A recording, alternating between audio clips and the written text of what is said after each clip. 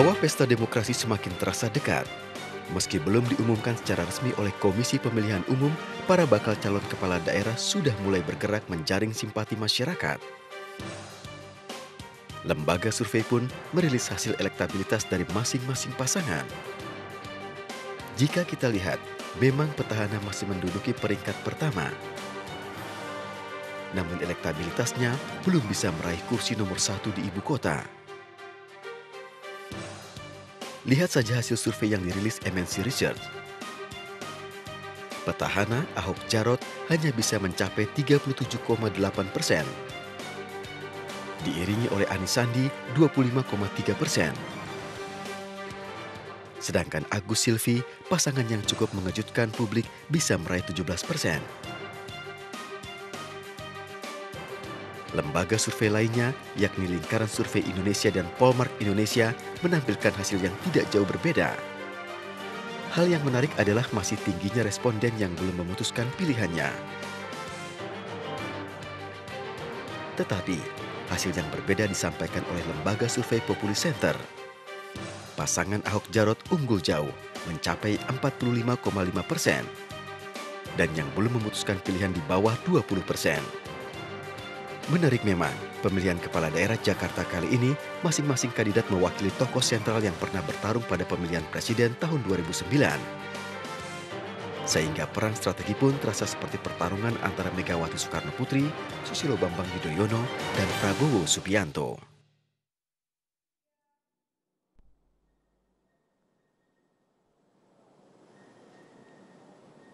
Ya pemirsa, sesungguhnya tahun depan, tepatnya di bulan Februari, ada 101 pilkada yang serentak digelar di tanah air, tapi hanya satu daerah yang pilkadanya mendapat sorotan yang begitu besar dari masyarakat, yaitu pilkada di DKI Jakarta. Pilkada rasa pilpres, karena sesungguhnya juga ada pertarungan politik antara 3 orang suhu. Ada Pak SBY, ada Ibu Megawati, dan Pak Prabowo Subianto. Dan malam hari ini saya sudah bersama para tamu saya, ada 3 orang tamu, satu tamu lagi Jerry Sambuaga dari tim pemenangan Ahok Jarot Saifullah Yusuf masih dalam perjalanan. Di sebelah kanan saya ada Mas Agung Setiarso dari tim pemenangan Sandiaga Uno dan Anies Baswedan. Selamat malam Mas Agung. Selamat malam. Ada Mbak Imelda Sari dari tim pemenangan Agus Harimurti Yudhoyono dan Silviana Murni. Selamat malam Mbak Imel. Selamat malam Mas Aryo. Dan Mas Kodari, pengamat politik yang juga dari Indobarometer. Selamat malam Mas Kodari. Selamat malam Mas. Mas Kodari, saya ke Mas Kodari dulu. Kalau kita melihat tadi dari paket yang sudah kita tampilkan di layar televisi kita, dari hasil survei, petahana turun, sementara 2 pasangan lainnya justru merangkak naik. Ini fenomena seperti apa Mas? Oke, sementara dari survei yang ada saya lihat ada 2 kecenderungan ya, atau 2 kelompok yang agak berbeda.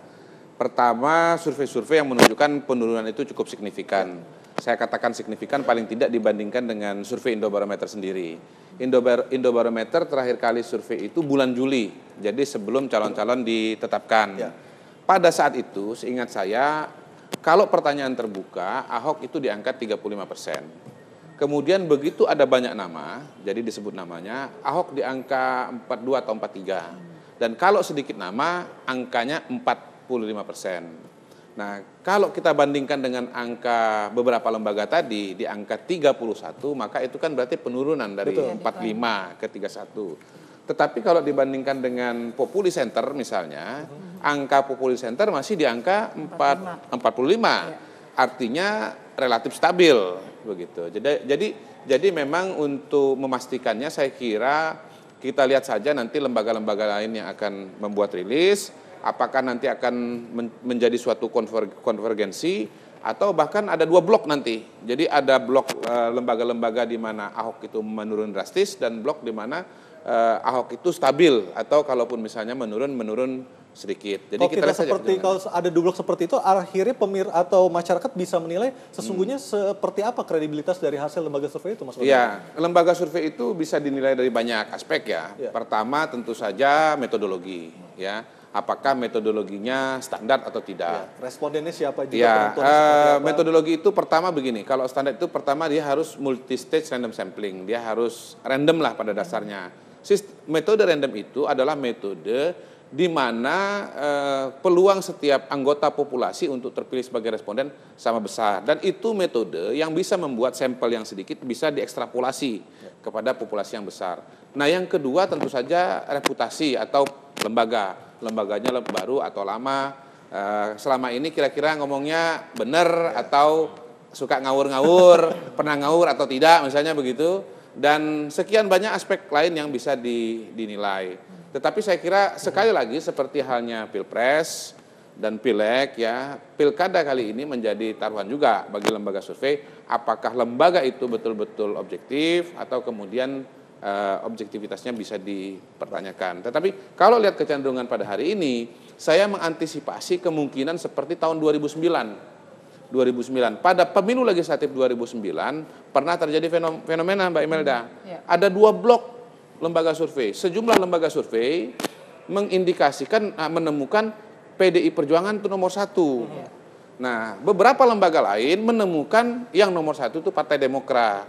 Nah, Indobarometer waktu itu juga menemukan Demokrat itu nomor 1. Dan memang akhirnya tahun 2009 realitanya yang nomor 1 adalah Partai Demokrat. Baik, nah kita akan lihat bersama seperti apa hasil survei dari masing-masing lembaga. Betul. Saya ke Mbak Imel. Mbak Imel, kalau kita melihat AHY dan Silviana Murni, perolehan suaranya juga dibilang cukup mengagetkan karena sudah berada di level 17%. Dari sisi AHY sendiri melihatnya seperti apa? Inikah cukup mencengangkan atau yang sudah diprediksi? Kami sangat-sangat bersyukur. Kami harus menyatakan alhamdulillah karena apa yang terjadi pada saat survei itu dilakukan, artinya sesaat setelah kami mendaftarkan diri, pasangan calon kami mendaftarkan diri tanggal 23, kemudian survei dilakukan artinya tanggal 24, 25, kemudian seminggu kemudian dirilis, akhirnya sangat mencengangkan tentunya. Itu menjadi modal awal bagi pasangan calon kami. Dari 0.19 menjadi sekitar 19%, ada 16, sekian persen.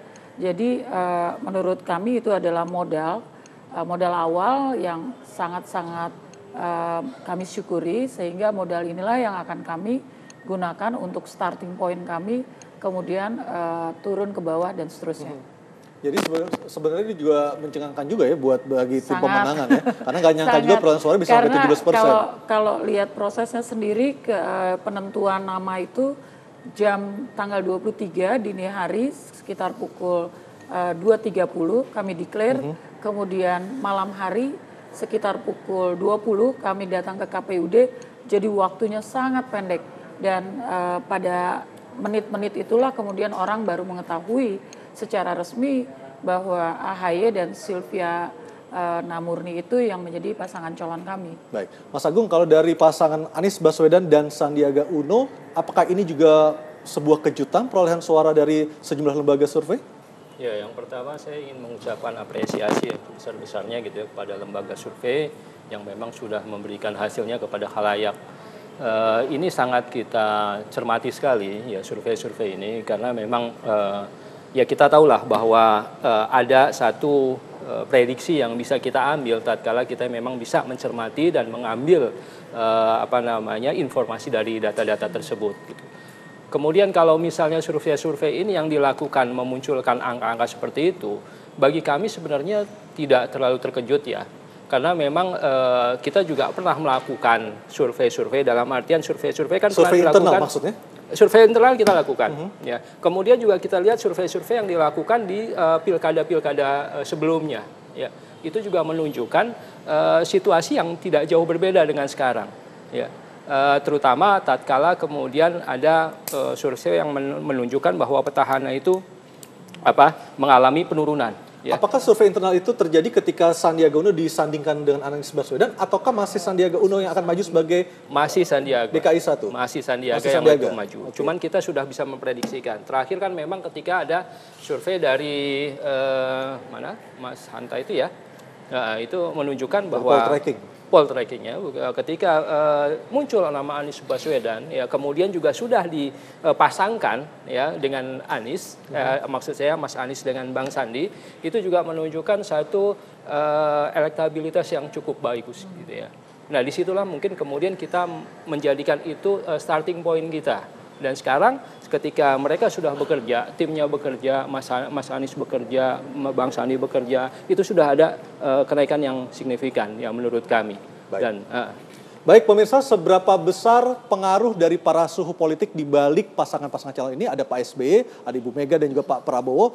Kami akan kembali dengan jawabannya sesaat lagi hanya di Talk to iNews.